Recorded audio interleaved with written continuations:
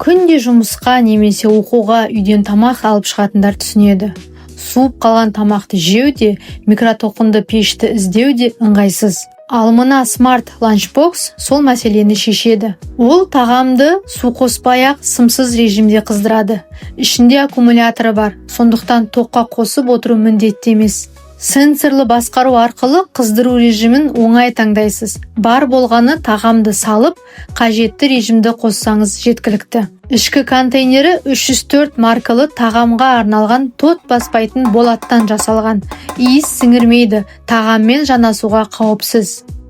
Көлемі 900 мл. Сондықтан бір мезгілді толық түскі асқа жеткілікті. Герметикалық қақпағының арқасында өзіңізбен алып жүруге де ыңғайлы. Енді микротолқынды пеш іздеп, кезек күтудің қажеті жоқ. Үйдің дәмді тамағын қалаған жерде жылы күйінде жей аласыз.